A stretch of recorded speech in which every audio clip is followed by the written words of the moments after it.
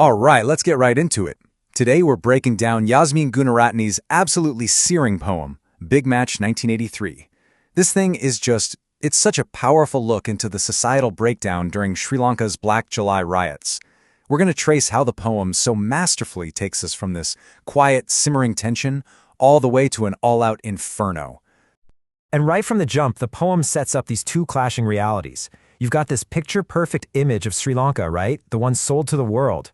But then there's this other, dangerous truth just bubbling under the surface. A truth that's now starting to spill into the headlines, making those outsiders, the tourists, scuttle for cover. So that really brings us to our first section here. What's so brilliant about this poem is that it doesn't just, drop us right into the middle of the chaos. No, it's way smarter than that. It carefully builds this atmosphere, showing us exactly how a situation like this can just fester, how a pot boils over when the heat gets turned up way too high. I mean, just listen to this phrase the poet uses, flashpoint in paradise. Wow. The contrast there is just so incredibly sharp, isn't it? It's like two worlds colliding, the island's idyllic reputation slamming head-on into the violent reality of the moment. It just perfectly captures that terrifying instant when a beautiful place becomes a battleground. And then the poem gets right to the heart of it. It puts a name to the conflict. This is not just random violence. That line, racial pot boils over, is the poem's stark diagnosis. It's telling us, look, these tensions, they've been simmering for a long time. And now, they've finally erupted right out into the open.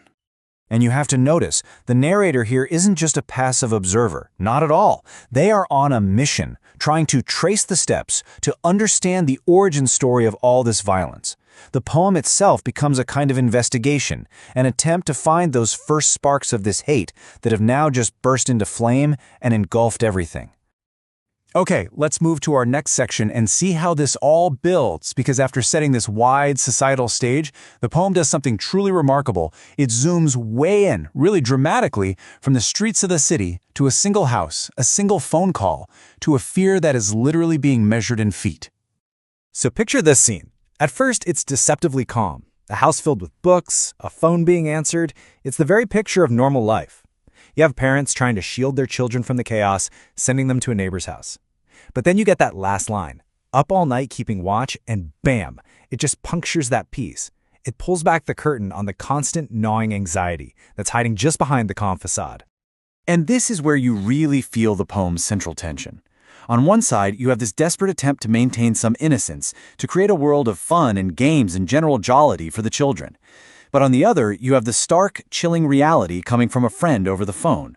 The threat isn't just to property, to books. It is personal. It is existential. It won't be my books that go up first, but me. Then the poem inserts just one line here, a pause. And I think we should take one too. It's a moment of silence.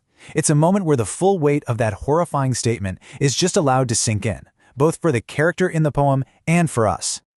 And then, right after that terrifying confession, you get this incredibly poignant human moment. In the face of unspeakable fear, there's gratitude for a simple connection. And that line, it's good to know some lines haven't yet been cut, well, it's brilliant. It's about the telephone lines, yes, but it's also about so much more, isn't it?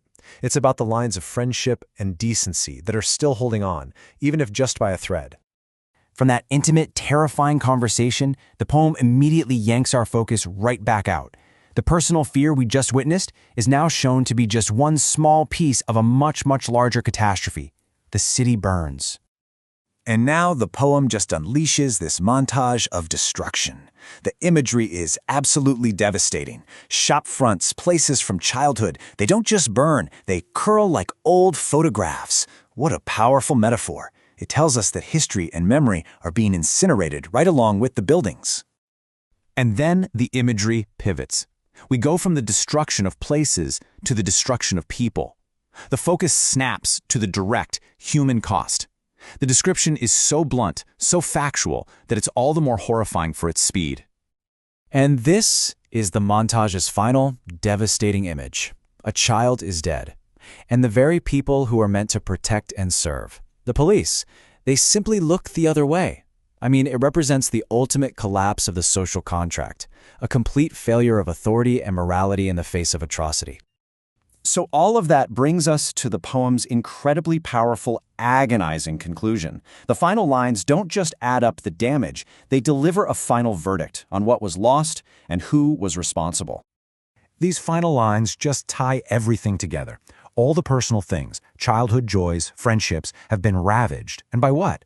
The poem tells us directly, by pieties and politics. It's pointing a finger at the decades of ethnic nationalism and political games that fueled this fire. And it ends with this unforgettable image, broadcast for the world to see. Sri Lanka burns alive, a nation just consuming itself from within. So we're left with this question, echoing the words of the neighbor on the phone. In a world fractured by politics and hate, what connections can possibly endure?